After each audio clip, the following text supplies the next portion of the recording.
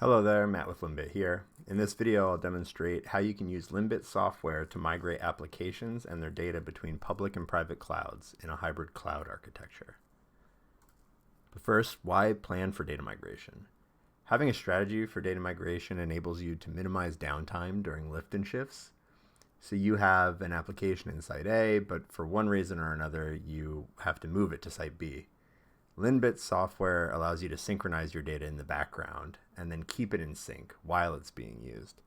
Scaling also can be more difficult when you're on-premise rather than in the cloud. Being able to migrate between both sites mitigates some risks related to sizing with on-premise infrastructure. Also, DR and business continuity plans benefit from both lower RTO and RPO when you have tested and documented migration strategies in place. Managing costs is another reason or justification for data migration planning. Moving to the cloud can reduce your on-premise operational costs and lighten technical debt admins are responsible for on-site. Or the opposite is true. Repatriation of applications from the cloud can reduce expensive cloud bills when operations is capable of managing on-premise infrastructure. And really all these points boil down to being flexibility. So be flexible, build hybrid clouds. But how exactly does LINBIT software help in a data migration plan? We have LINSTOR to abstract the differences between your on-premise and cloud storage. So LINSTOR will allow you to manage and monitor a bunch of on-premise SSDs the same way you would monitor and manage some cloud-based EBS volumes, for example. And then DRBD, it replicates your data in real time. So the delta between your on-premise and cloud data sets are kept to an absolute minimum. Even zero if you can get away with using synchronous replication. If you're using LINBIT's DRBD proxy software, then any network latency between sites or spikes in application I/O that exceed a connection's bandwidth or latency limitations, they do not interfere with your performance.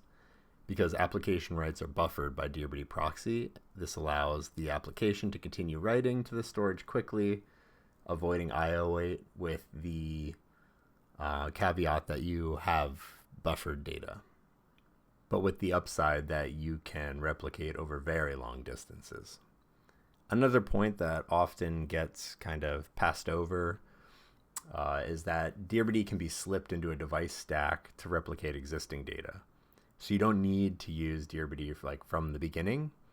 With a bit of procedural planning, you can do this with very minimal downtime. Basically, the time it takes to unmount and remount a file system in most cases.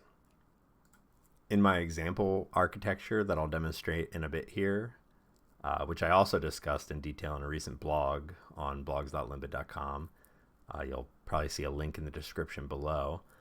I used an on-premise LINSTOR controller to create a DRBD proxy-enabled DRBD device between both a local LINSTOR satellite and a LINSTOR satellite that's running out in AWS's US West 2 data center.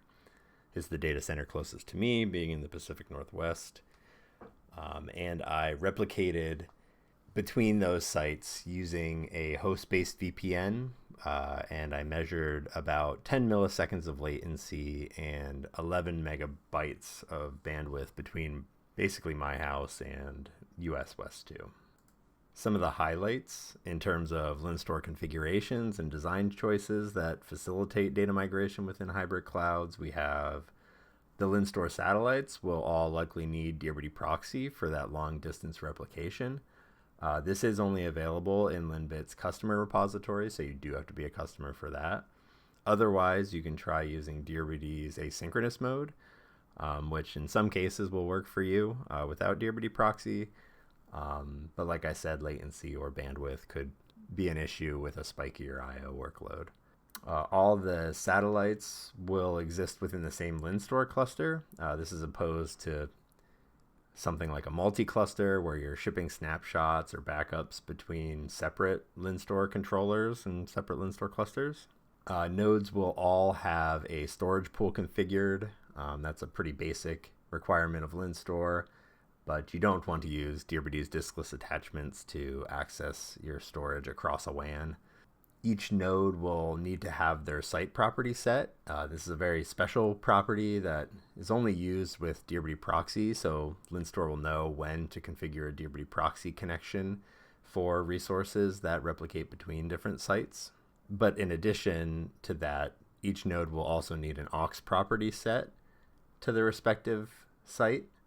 And it's similar to the site property for DRBD proxy, but is more generic to LINSTOR. And on the LINSTOR controller, you'll want to toggle the DRBD proxy auto enable option.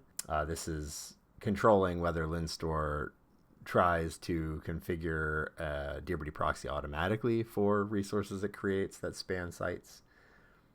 And finally, the resource group used to create resources with hybrid cloud migration capabilities should be configured with the replicas on different option to make sure that replicas do get placed in different sites. In my cluster, I only have 2 nodes, so it's kind of automatic, but in a cluster with more nodes, you wouldn't want both your replicas to be placed in your on-premise or cloud instances, because that defeats the purpose, right? Just for completeness, these are the actual commands that correspond to the configuration highlights I just mentioned.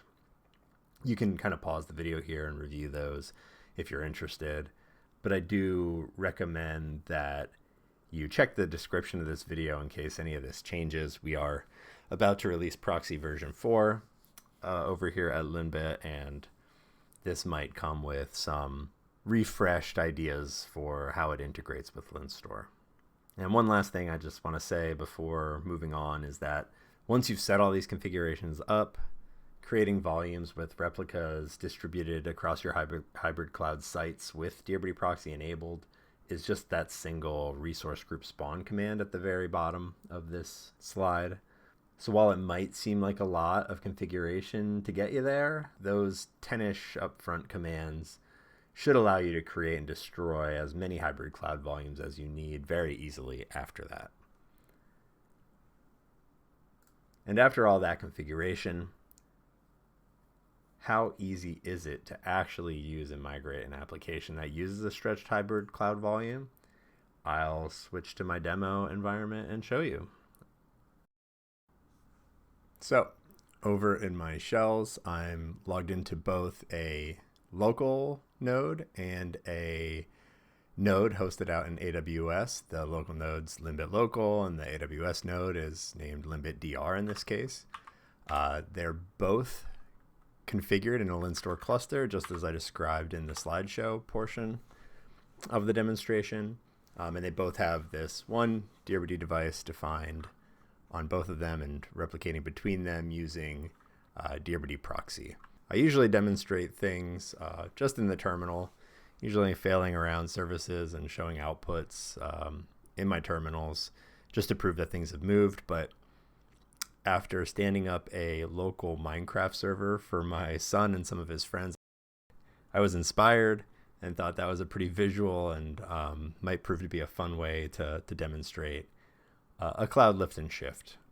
So that's what I've prepared here, and that's what I'll demonstrate. Just like in my presentation, I explained that, just a couple of commands are needed to really move data between an on-premise node and a cloud instance. So I'm simply going to run through that here. So I've mounted the DRBD device, which has the Minecraft world on it, and I've CD'd into that directory. And if we look, I've got my replicated file system in there with these contents, and here's a little script I've prepared that will start the Minecraft server.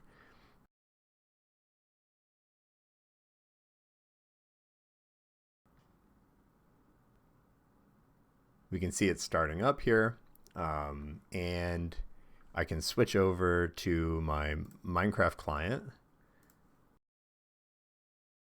And I've configured both the local instance and the AWS instance. Real world, you probably have some like DNS failover or a load balancer out front of these, so you don't have to have 2 listings here.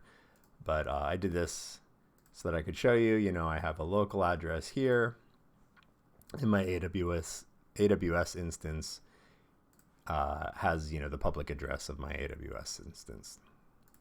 So let's log in and we'll do some stuff, and then we'll move everything, lift and shift everything out to the cloud, and see that everything is as I left it when I moved it from the local instance.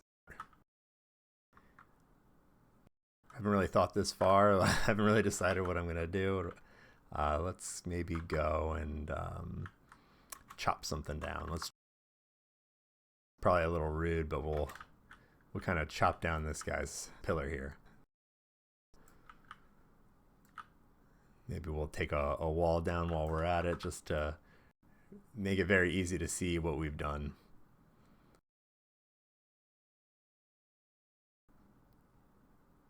Oh, and I'll destroy his bed, which is so super rude. Very impolite of me. But yeah, we'll do that. Plant a little sapling there.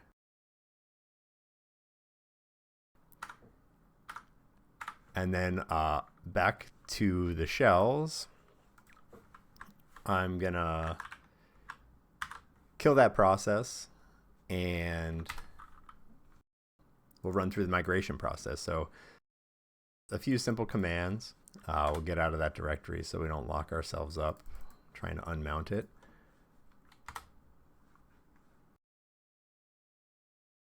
And then over on the DR node, mount the device on the directory, cd into it, and we'll run that same Minecraft script. Yep, still there. And, you know, maybe we like ran out of memory or undersized this local instance that happens to be running on a spare laptop I had, and that's why we decided to move to the cloud, to something a little bigger, or make it more accessible, or lighten the load that I have to maintain this server, something like that. You know, just a lift and shift. While that's starting up, I switch back. We'll refresh here. We see the AWS instance is now live. We can start to join it. And hopefully we see, yes, there's our sapling, and the wall is still gone. Fortunate for us, but unfortunate for this poor guy who lived here. But yeah, things are just as we left it. And that's really what I wanted to show, just how easy it is to move things around once you've got everything set up. It's just mounting and unmounting, or, you know, starting and stopping of some services. Just very straightforward, very quick.